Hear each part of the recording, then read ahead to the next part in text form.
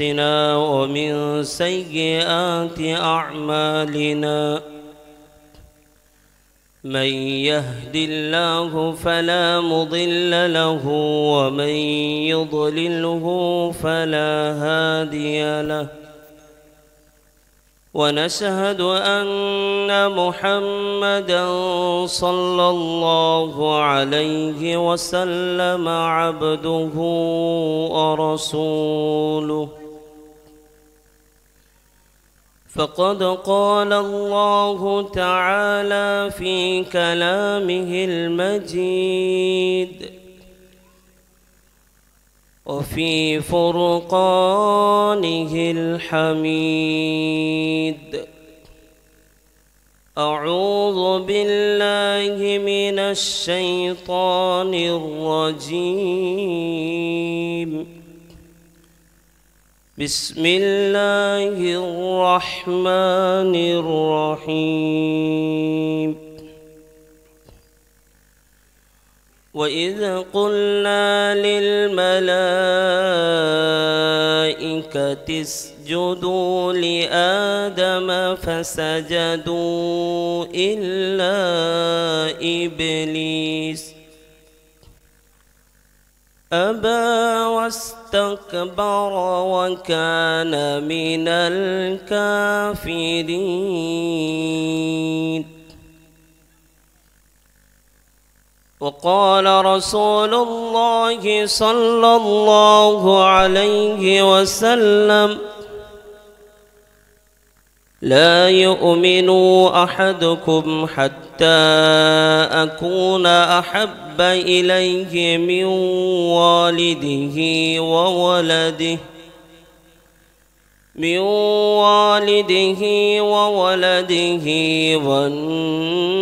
والناس أجمعين أو كما قال عليه الصلاة والسلام إن الله وملائكته يصلون على النبي يا أيها الذين آمنوا صلوا عليه وسلموا تسليما اللهم صل على سيدنا مولانا محمد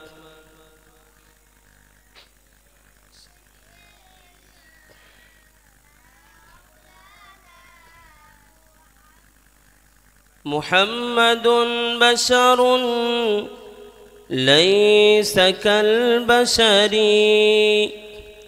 يقوت حجر ليس كالحجر جاءنا محمد بشيرا نذيرا فصلوا عليه كثيرا كثيرا اللهم صل على سيدنا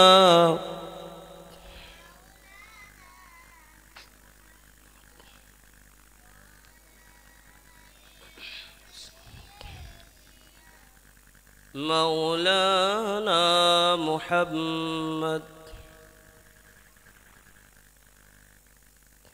সম্মানীয় আজকের মাহফিলের সভাপতি মহামান্য মুফতি সাহেব হুজুর কেবলা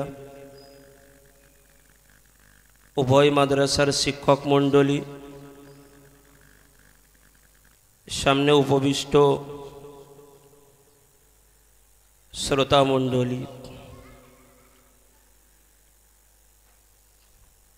প্রশংসা জ্ঞাপন করি রব্বুল আলামিনের দরবারে ইলাহিতে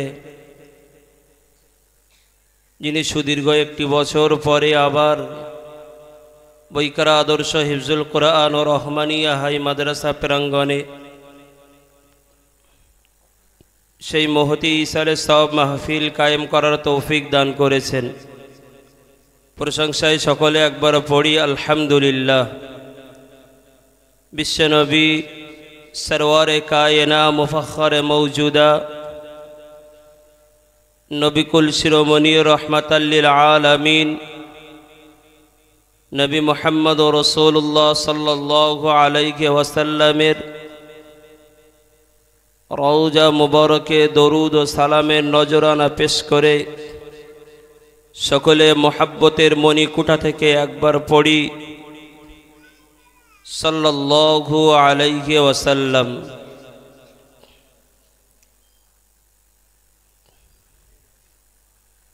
বৈকারা আদর্শ হিফজুল কোরআন মাদ্রাসার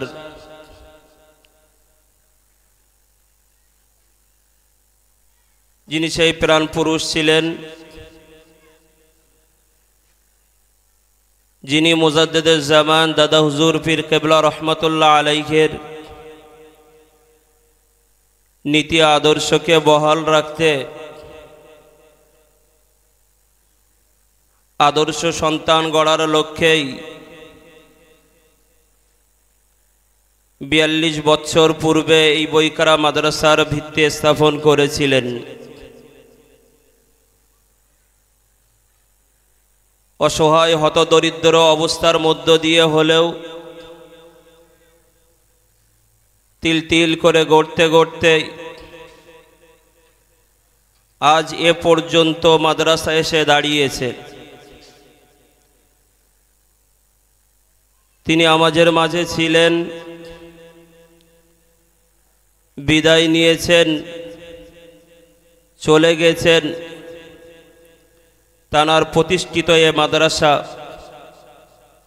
আমানত স্বরূপ রয়ে গেছে আমাদের কাছে। তাই বক্তৃতার শুরুতেই মহান রব্বুল আলামিনের দরবারে ইলাহিতে তানার জন্য দোয়া চাই। আল্লাহ পাক রব্বুল আলামিন তানার কবরের মর্যাদাকে বৃদ্ধি করেন, জান্নাতুল ফেরদাউস তানার নসিব করেন। বলুন সকলে আল্লাহুম্মা আমিন। সাথে সাথে আমাদের আবা আজদাদ যারা কবরস্থ হয়েছেন, আল্লাহ তাআলা তাদেরকেও জান্নাতের স্থানে স্থানান্তরিত করেন। আরো একবার পড়ুন আল্লাহুম্মা আমিন।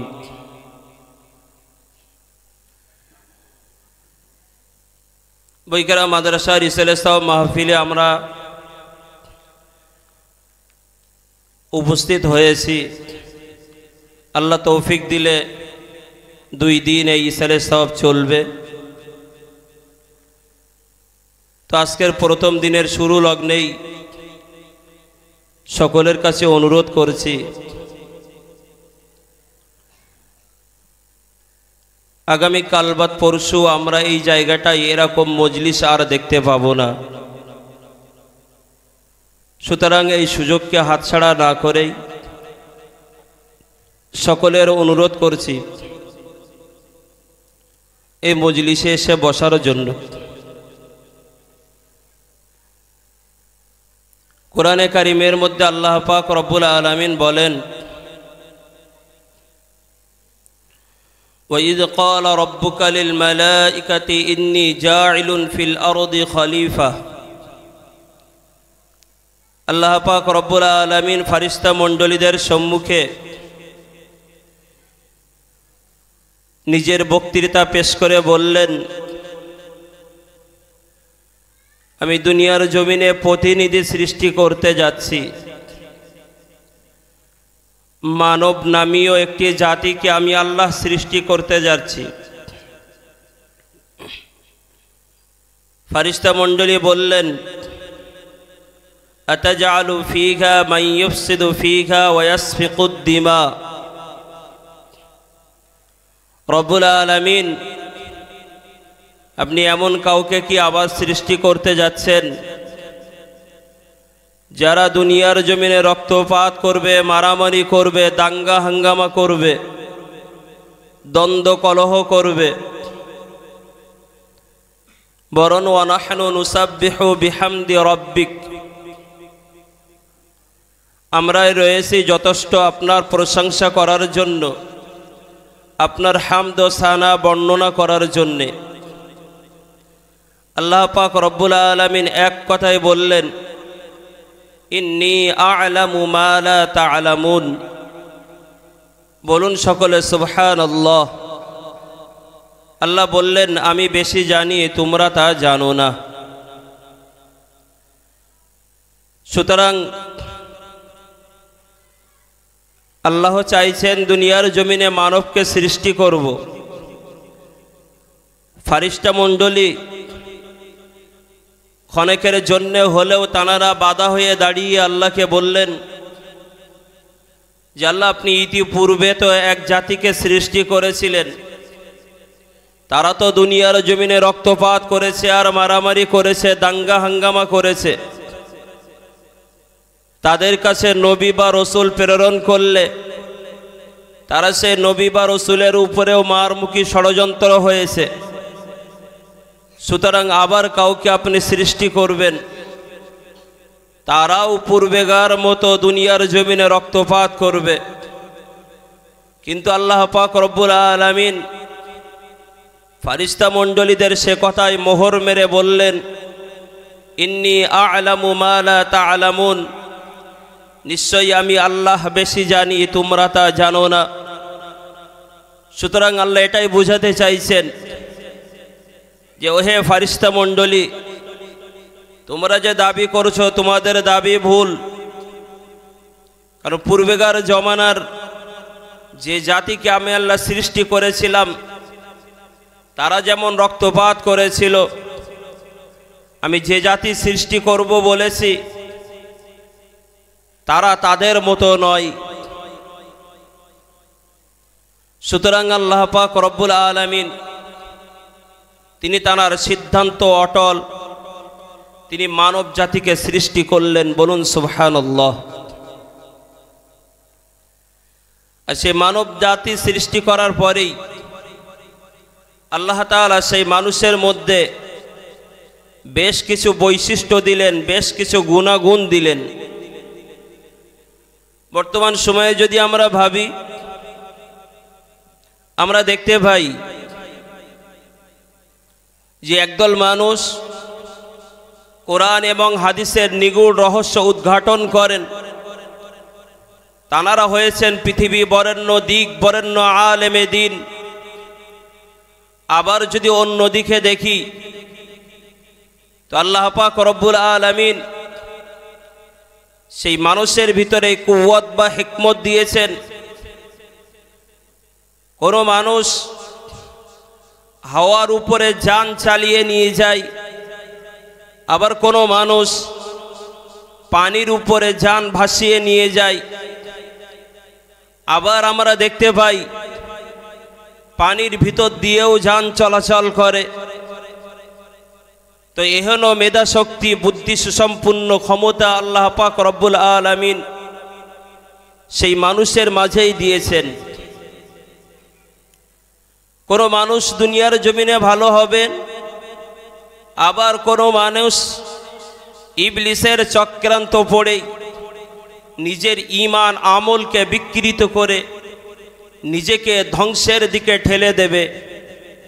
আবার কোনো মানুষ ইবলিসের প্ররোচনাকে উড়িয়ে দিয়ে নিজেকে আল্লাহ এবং রসুলমুখী করে রাখবেন।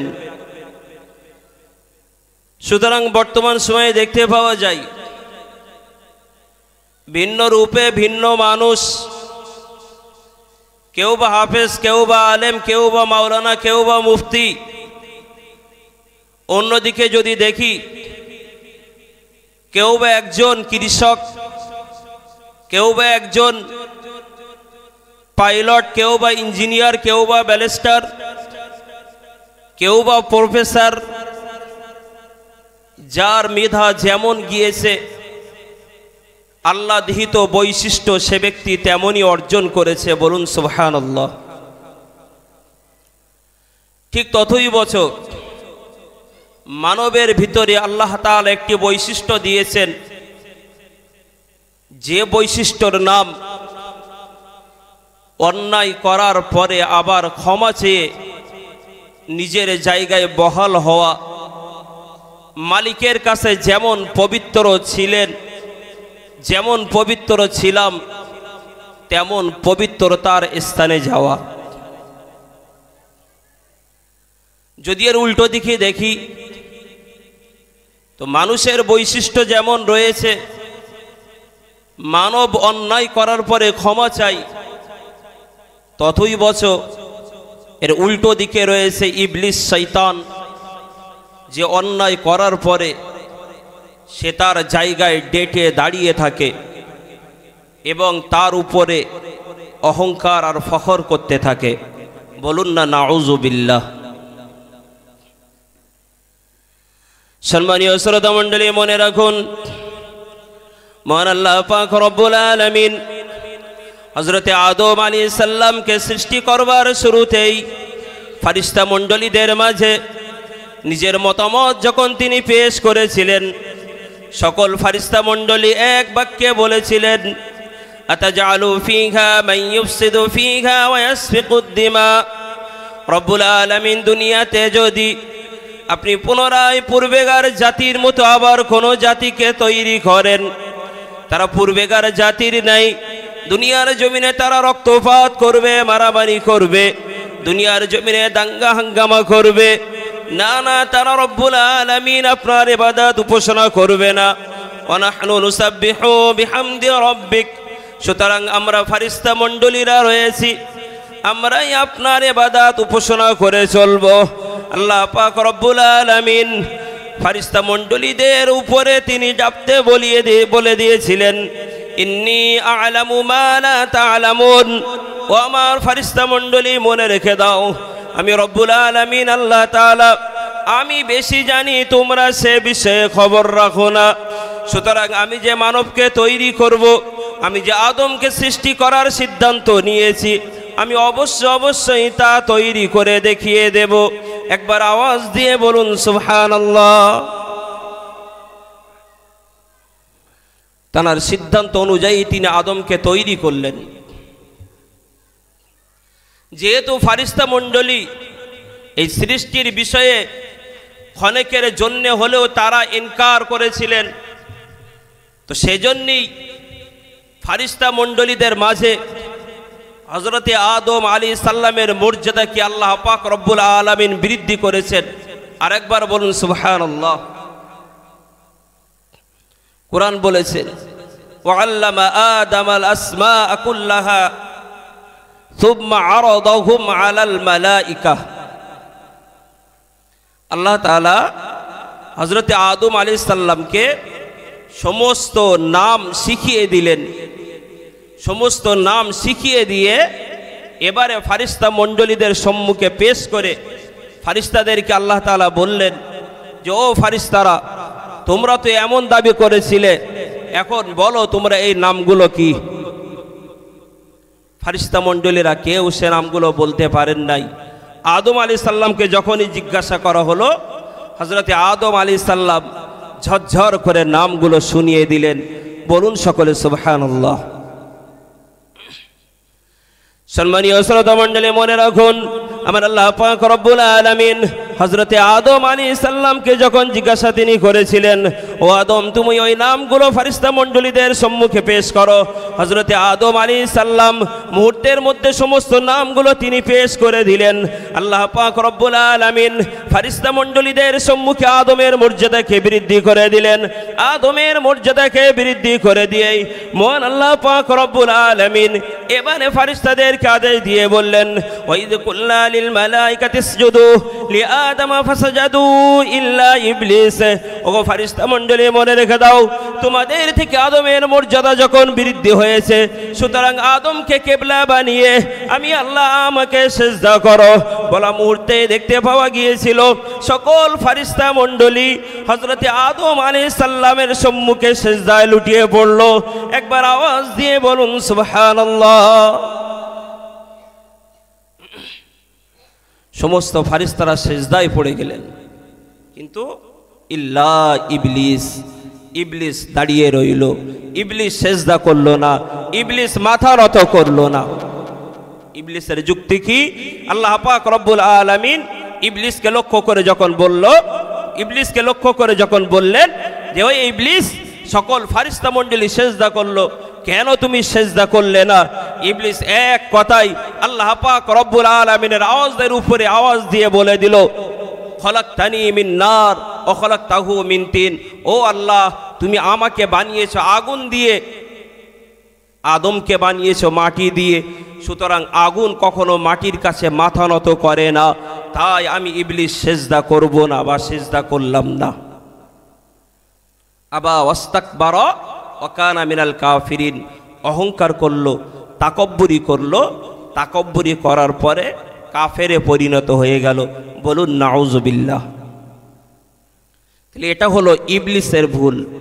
ইবলিসের ভুল আদমকে সেজদা করার জন্যে নয়, ইবলিসের ভুল অন্য কোনো কারণে নয়। ইবলিসের যে ভুলটা হয়েছে, মূলত সেই ভুলটা হলো এটাই যে ইবলিসকে আল্লাহ তাআলা যে আদেশ দিয়েছেন, ইবলিস আল্লাহর আদেশকে লস্যাৎ করেছে, ইবলিস আল্লাহর আদেশ অস্বীকার করেছে, ইবলিস আল্লাহর আদেশ মানতে রাজি হয় নাই, ইবলিসও ভুল করলো। সম্মানীয় শ্রোতা মণ্ডলী, মনে রাখুন, মহান আল্লাহ পাক রব্বুল আলামিন পরের অংশে কোরআনের মধ্যে জানিয়েছেন, ওয়াকুল্না ইয়া আদামু উসকুন আনতা ওয়া যাওজুকাল জান্নাতা ওয়া কুলা মিনহা রাগাদান হাইথু শি'তুমা ওয়া লা তাকরাবা হাযিহিশ শাজারাতা ফাতাকুনা মিনাজ জালিমিন। ওগো আদম, তুমি শুনে রেখে দাও, আমি আল্লাহ পাক রব্বুল আলামিন তোমাকে সৃষ্টি করেছি, আমি আল্লাহ পাক রব্বুল আলামিন তোমার বিবি হাওয়া আলাইহিস সালামকেও আমি আল্লাহ সৃষ্টি করেছি। সুতরাং মনে রেখে দাও, তোমরা দুইজনা জান্নাতের ভিতরে থাকো। ওয়াকুল্না ইয়া আদামু উসকুন, জান্নাতের ভিতরে তোমরা বসবাস করো। আনতা ওয়া যাওজুকাল জান্নাতা ওয়া কুলা মিনহা রাগাদান হাইসু শি'তুম, যেটা ইচ্ছা তোমরা সেটা বেড়াতে পারো, যে জিনিসটা মনে চাই তোমরা সেটা ভক্ষণ করতে পারো, কিন্তু অবশ্যই করে তোমরা মনে রেখে দাও, জেনে রেখে দাও, ওগো আদম, ওগো হাওয়া, অবশ্যই করে তোমরা মনে রেখে দাও, ওয়ালা তাকরাবা হাযিহিশ শাজারাতা, ওয়ালা তাকরাবা হাযিহিশ শাজারাতা, পশ্চিম কালেতেও তোমরা খবরদার এই গাছটার নিকটবর্তীও তোমরা হয়েও না। যদি তোমরা এই গাছের নিকটবর্তী হয়ে যাও, যদি এই গাছ থেকে তোমরা কোনো কিছু ভক্ষণ করে নাও, অবশ্যই করে তোমরা মনে রেখে দাও, জেনে রেখে দাও, ফাতাকুনা মিনাজ জালিমিন, তোমরাও তো রীতিমতো অত্যাচারীর শামিল হয়ে যাবে। হযরতে আদম আলাইহিস সালাম আল্লাহ পাক রব্বুল আলামিনের আদেশকে শিরোধার্য করে নিয়ে জান্নাতের ভিতরে অবস্থান করেছেন। আরো একবার মন খুলে বলুন সুবহানাল্লাহ। জান্নাতের ভিতরে তিনি রয়েছেন, আল্লাহর আদেশ অনুযায়ী তিনি জান্নাতের ভিতরে বসবাস করছেন, জান্নাতি ফল তিনি ভক্ষণ করছেন। কিন্তু আল্লাহ পাক রব্বুল আলামিন যে ফলটার দিকে বা যে গাছটার দিকে ইশারা করে আল্লাহ বলেছেন, ওয়ালা তাকরাবা হাযিহিশ শাজারা, অবশ্যই আদম তুমি মনে রেখে দাও, এই গাছের কাছাকাছি হয়েও না, এই গাছের নিকটবর্তী হয়েও না। যদি এই গাছটার নিকটবর্তী হও, অবশ্যই তোমরা কিন্তু জালেম অত্যাচারীদের অন্তর্ভুক্ত হয়ে যাবে, তথা আমার রহমতের বাইরে তোমরা বার হয়ে যেতে হবে। এটা আল্লাহর আদেশ।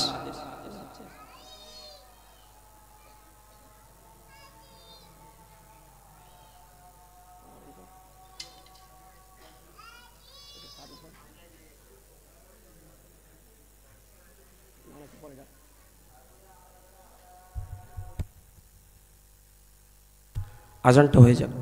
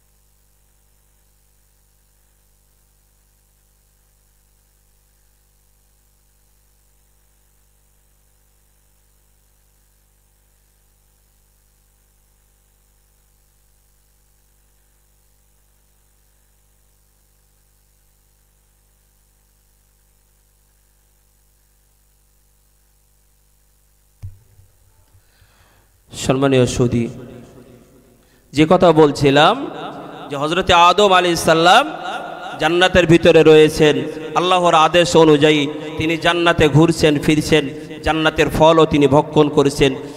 কিন্তু আল্লাহ পাক রব্বুল আলামিন যে গাছকে ইশারা করে নিষেধ করেছেন সেই গাছের আল্লাহর আদেশ অনুযায়ী তিনি নিকটবর্তীও হচ্ছেন না। বলুন সুবহানাল্লাহ।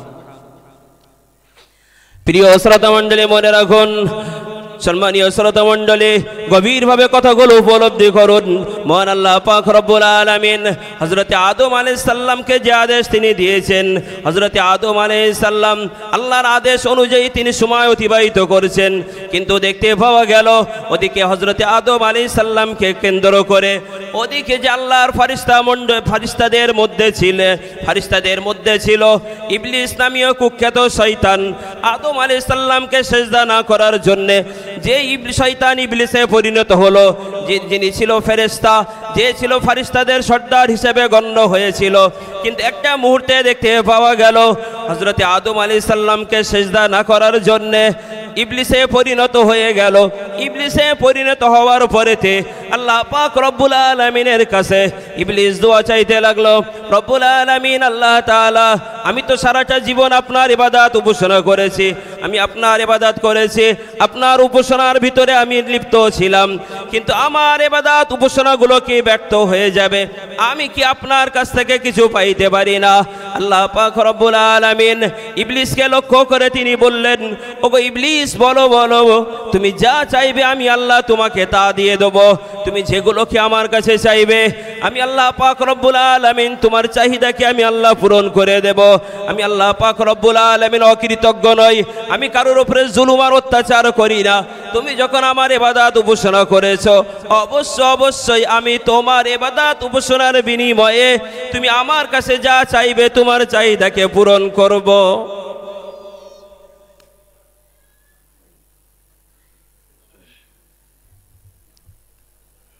ইবলিস আল্লাহকে লক্ষ্য করে বললেন, আল্লাহ, আমি আপনার কাছে চাই যে আদমের জন্য আমার জান্নাত থেকে বিতাড়িত হতে হলো, আমি আপনার কাছে চাই সেই আদমের যে কটা সন্তান হবে আমি ইবলিস আমারও যেন সে কটা সন্তান হয়। আমি আপনার কাছে চাই আমি কিয়ামত পর্যন্ত দুনিয়াতে বেঁচে থাকতে চাই। আর আরও চাইলেন যে আদমের জন্যে জান্নাত থেকে আমার বিতাড়িত হতে হলো, আমাকে এমন শক্তি দিতে হবে আমি যেন ওই আদমের শিরা উপশিরা দিয়ে প্রবেশ করতে পারি। যে আদমের জন্যে জান্নাত থেকে আমাকে বিতাড়িত হতে হয়েছে, ফারিস্তা মণ্ডলীদের মধ্য থেকে আমাকে বহিষ্কৃত হতে হয়েছে, পশ্চিম কালেতেও আমি ইবলিস বেঁচে থাকতে কোনো আদম সন্তানকে জান্নাতের ভিতরে প্রবেশ করতে দেব না। আল্লাহ পাক রব্বুল আলামিন বললেন, ইবলিস, আর কি তোমার কিছু চাহিদা আছে? ইবলিস বলল, না, আর চাহিদা নেই। আল্লাহ বললেন, যাও, যেগুলো তুমি চেয়েছো তোমার চাহিদা আমি আল্লাহ কবুল করলাম, তোমার সমস্ত শক্তি দিয়ে দিলাম।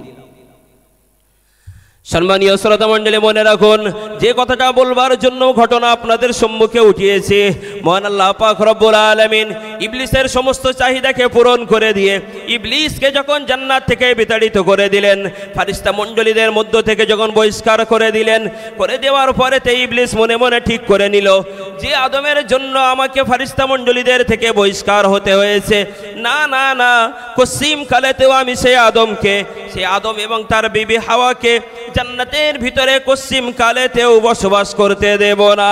ইবলিস নিজের মনের ভিতরে ঠিক করে নিল, ইবলিস প্ররোচনা দেবে, প্রবঞ্চনা করবে। ঠিক করে নিয়ে অনেক লম্বা ঘটনা সংক্ষেপে এতটুকু বুঝাই, ইবলিস যে কোনো মূল্যে সেই গাছের কাছে প্রবেশ করলেন। গাছের কাছে প্রবেশ করেই হযরতে হাওয়া আলাইহিস সালামেরকে ধোঁকা দিয়ে বুঝিয়ে দিল এটাই, যোগ হাওয়া, কেন আল্লাহ তোমাকে এই গাছ থেকে ফল খেতে নিষেধ করেছে তুমি কে বলতে পারো? হযরতে হাওয়া আলাইহিস সালাম বললেন, না, তো বলতে পারি না। হাওয়া আলাইহিস সালামকে লক্ষ্য করে ইবলিস বলল, দেখো দেখো, আল্লাহ পাক রব্বুল আলামিন তোমাদেরকে পছন্দ করেন না, আল্লাহ তোমাদেরকে ভালোবাসেন না, তোমাদেরকে জান্নাতে রাখবেন না, জান্নাত থেকে তোমাদেরকে বিতাড়িত তিনি করে দেবেন। জান্নাত থেকে বিতাড়িত করে দেওয়ার জন্যই আল্লাহ পাক রব্বুল আলামিন এই গাছের ফল খেতে নিষেধ করেছেন। তোমরা যদি এই গাছ থেকে ফল ভক্ষণ করতে পারো পশ্চিম কালেও আল্লাহর জান্নাত থেকে বাহির করবেন না। আর যদি এই গাছের ফল তোমরা না খাও অচিরেই এমন একটা সময় চলে আসছে যে সময়ে তোমাদেরকে জান্নাত থেকে দুনিয়ার জমিনে নামিয়ে দেওয়া হবে। পুরো বিষয়টা উল্টো করে ইবলিস প্ররোচনা দিল। হযরত হাওয়া আলাইহিস সালামের প্ররোচনা দিয়ে হাওয়া আলাইহিস সালামকে সেই গন্ধম ফল খাইয়ে দিল। আবার দেখতে পাওয়া গেল ইবলিসই বুদ্ধি সলা পরামর্শ দিয়ে হাওয়া আলাইহিস সালাম দ্বারা হযরত আদম আলাইহিস সালামকেও সেই ফল ভক্ষণ করিয়ে ফেলল। ভাই আমি পূর্বে বলছিলাম যে আল্লাহ পাক রব্বুল আলামিন মানুষের বেশ কিছু বৈশিষ্ট্য আল্লাহ তাআলা দিয়েছেন, বেশ কিছু গুণাগুণ আল্লাহ দিয়েছেন। যেমন ডাক্তার, মাস্টার, ইঞ্জিনিয়ার, ব্যারিস্টার হওয়া, ততই বছর আলেম, হাফেজ, মাওলানা, মুফতি হওয়া। ঠিক অন্যদিকে যেমন কারোর ভিতরে আল্লাহ গুণ দিয়েছেন সৎ চরিত্রের, কারোর ভিতরে আল্লাহ গুণ দিয়েছেন বদ চরিত্রের, কারোর ভিতরে গুণ রয়েছে ভালো হওয়ার, কেউ বা খারাপ হওয়ার। সুতরাং আল্লাহ পাক রব্বুল আলামিন আদমের জন্য যখন নিষেধ করেছিলেন, আদম আলাইহিস সালাম তো খেতে চান নাই। ইবলিস প্ররোচনা দিয়ে হাওয়া আলাইহিস সালাম আদম আলাইহিস সালামকে সেই ফল খাইয়ে ফেললো। এক মুহূর্তে দেখতে পাওয়া গেল দুইজনা শরীর থেকে জান্নাতি পোশাক খুলে গেল। হে ঈমানওয়ালা মুসলমান, গভীরভাবে কথাগুলো উপলব্ধি করার প্রয়োজন রয়েছে। আল্লাহ পাক রব্বুল আলামিনের নিষেধ উপেক্ষা করে হযরত আদম আলাইহিস সালাম এবং হাওয়া আলাইহিস সালাম তারা তো আল্লাহর আদেশ তো নিষেধ করেন নাই, বরং ইবলিসের প্ররোচনায় পড়ে তারা যে ফল ভক্ষণ করে ফেলেছেন, না জান্নাতে তাদের আর ঠাঁই হলো না। আল্লাহ পাক রব্বুল আলামিন জান্নাত থেকে বিতাড়িত করবেন।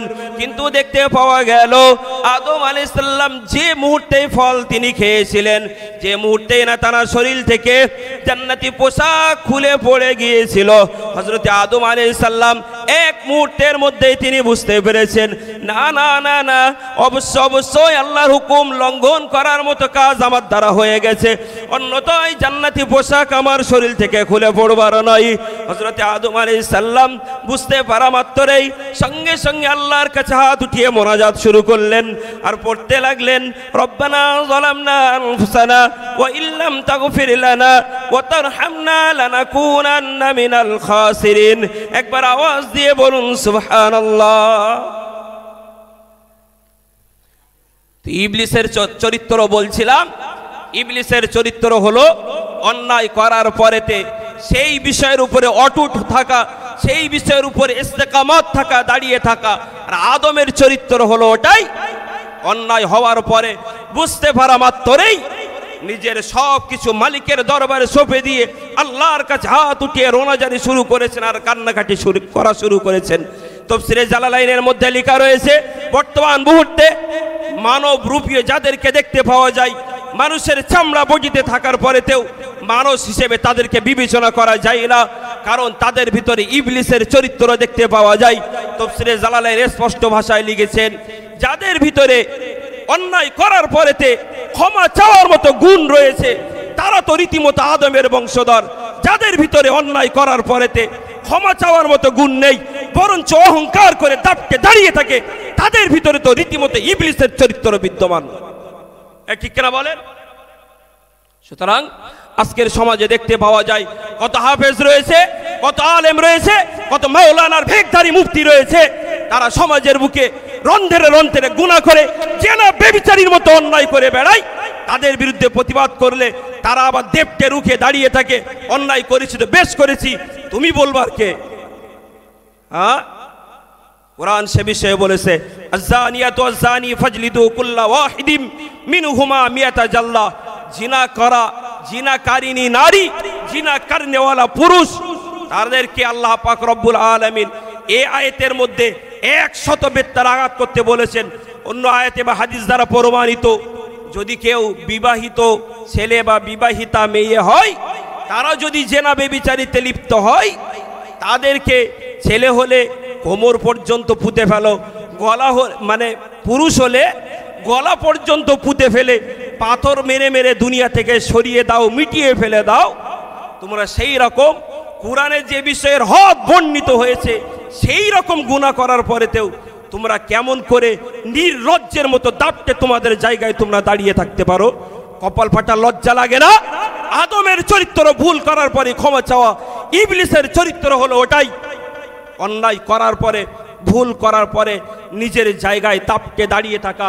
আল্লাহ যখন বলেছিলেন যে ইবলিস এটা তো তোমার রীতিমতো ভুল হচ্ছে, আমি বলেছি যখন আদম হোক আর অন্য কেউই হোক, তোমাকে যখন সেজদা করতে বলেছি তুমি সেজদা করো, ইবলিস তো এক কথা উত্তর দিয়ে বলল, তাকব্বুরি আর অহংকার দেখিয়ে বলল, খলাকতানি মিন নার ওয়া খলাকতাহু মিন তিন, আমি তো আগুনের তৈরি আর আদম তো মাটির তৈরি।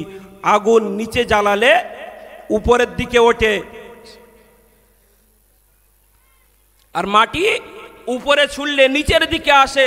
সুতরাং নিম্নগামীর এই ঊর্ধ্বগামীর আগুন নিম্নগামীর মাটির কাছে কেমন করে মাথা নত করতে পারে?